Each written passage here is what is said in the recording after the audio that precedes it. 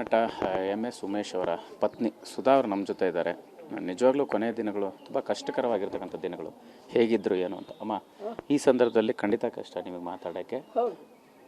ಯಾಕಂದರೆ ಅವರ ಅತ್ಯಂತ ಸರಳತೆ, ಅವರ ನಟನೆ ಎಲ್ರಿಗೂ ಕೂಡ ಇಷ್ಟ ಆಗಿರ್ತಕ್ಕಂಥ. ಅವರ ಜೊತೆಗೆ ಜೀವನ ಮಾಡಿದ್ರಿ, ಹೇಗಿತ್ತು? ನಾವು 56-57 ವರ್ಷ ಆಯಿತು ನಾವು ಜೀವನ ಮಾಡ್ಕೊಂಡು ಗಂಡ ಹೆಂಡ್ತಿ. ನಾವು ಲವ್ ಮ್ಯಾರೇಜ್ ಮದುವೆ ಮಾಡ್ಕೊಂಡಿರೋದು. ನಾನು ಒಂದು ಆರ್ಟಿಸ್ಟು, ಅವರು ಒಂದು ಆರ್ಟಿಸ್ಟು. ಸರಿಯಾಗಿದೆಯಾ ಕೊಡ್ಕೊಳ್ಳಿ. ಅದಕ್ಕೋಸ್ಕರ ನಾವು ಹೊಂದ್ಕೊಂಡು ಇದ್ವಿ ಗಂಡ ಹೆಂಡ್ತಿ ಸಾಯೋವರೆಗೂ ಅಷ್ಟೇ. ಒಂದು ದಿವಸ ಜಗಳಾಡಿದವರೆಲ್ಲ ನಾವು. ಒಂದು ಸರಿ ಕೋಪ ಬಂದರೂ ಬರ್ತೀವಿ, ಸುಮ್ಮನೆ ಆಗಿಬಿಡ್ತೀವಿ, ಮಾತಾಡೋದು. ಹಾಗೆ ಆ ಥರ ಜೀವನ ಮಾಡ್ಕೊಂಡಿದ್ದೀವಿ ನಾವು. ಏನು ಮಾಡ್ಕೊಳ್ಳೋದು? ಅವ್ರು ಹೋಗಿದ್ದು ನಂಗೆ ಇರೋಕ್ಕೆ ಕಷ್ಟ. ಇವಾಗ ಇರೋದು ಕಷ್ಟ, ಇಲ್ಲಿ ಇಟ್ಕೊತೀವಿ. ಇರೋದು ಕಷ್ಟ ಆಗ್ಬಿಟ್ಟಿದೆ ನನಗೆ. ಇರೋಕ್ಕೆ ಮನಸ್ಸಿದ ಆ ಥರ ಆಗೋಗ್ಬಿಟ್ಟಿದೆ. ಯಾರ ಹತ್ರ ಹೇಳ್ಕೊಳ್ಳೋದು ಅಂತ ಬೇಜಾರಾಗೋಗಿದೆ ನನಗೆ. ಯಾರ ಹತ್ರ ಹೇಳ್ಕೊಳ್ಳೋದು? ಇರೋದು ನನಗೆ ಒಬ್ಬಳು ಮಗಳು, ಒಬ್ಬ ಮಗ ಸತ್ತೋದ ದೊಡ್ಡವನು. ಅದರಿಂದ ನನಗೆ ಮನಸ್ಸು ತುಂಬ ಬೇಜಾರು. ನಮ್ಗನವರ ಆಧಾರ ಯಾರೂ ಇಲ್ಲ. ಇರ್ತಾರೆ ಸಂಬಂಧಿಕರಿಂದ, ಅವ್ರವ್ರ ಪಾಡಿಗೆ ಅವ್ರು ಇರ್ತಾರೆ, ಅದಕ್ಕಲ್ಲ.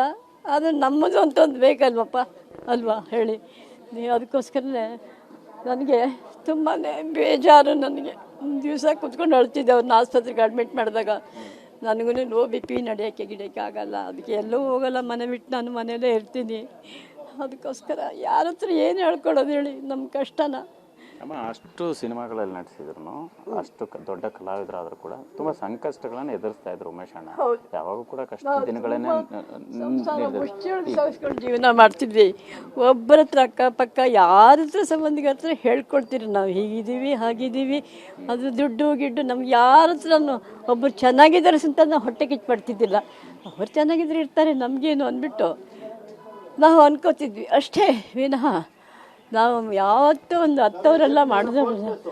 ಅದಕ್ಕೋಸ್ಕರ ಇಷ್ಟು ಬೇಜಾರಲ್ಲಿ ಇದ್ದೀನಿ ನಾನು.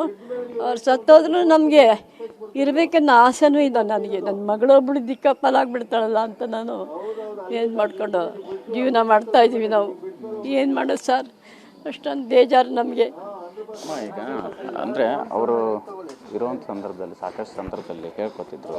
ಅಂದರೆ ಅಂದ್ಕೊಂಡಷ್ಟು ಅವ್ರಿಗೆ ಅವಕಾಶಗಳು ಸಿಕ್ಕಿದೆ ಇರುವಂಥದ್ದು. ಇತ್ತೀಚಿನ ದಿನಗಳಲ್ಲಿ ಇರುವಂಥ ಬೇಸರಗಳನ್ನು ಮತ್ತು ಕನಸುಗಳನ್ನು ಏನು ಹೇಳ್ಕೊತಾ ಇದ್ರು? ಏನೇನು ಇತ್ತು ಯೋಚನೆಗಳು ಅಂತ ಅವ್ರಿಗೆ? ಏನು ಮುಂದೆ ನಾವು ಜೀವನ ಹೇಗೆ ಮಾಡೋದು ಅಂತ ಹಾಗೆ ನಡೀತದೆ. ವಯಸ್ಸಾಗ್ತಾ ಬಂದಾಗೆ ಈಗ ಶಕ್ತಿ ಕುಂತು ಅದು ಕೊನೆಗೂ ಸೀರಿಯಲ್ ಒಪ್ಕೊಂಡಿದ್ರು.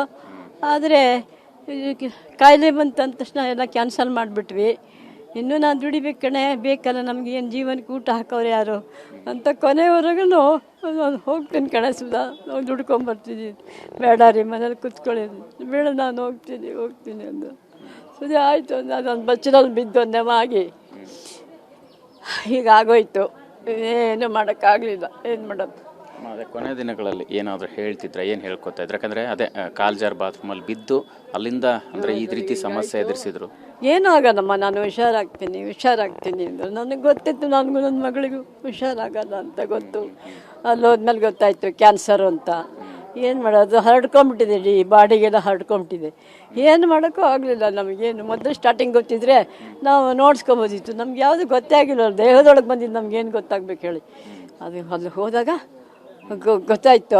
ಆದರೆ ಏನು ಮಾಡೋದು? ಮನಸ್ಸಿಗೆ ಗಟ್ಟಿ ಮಾಡ್ಕೊಂಡು ಅದಕ್ಕೊಂಡು ಹಂಗೆ ಇಟ್ಕೊಂಡಿದ್ದೆ ಮನಸ್ಸೆಲ್ಲ. ಏನು ಮಾಡೋದು?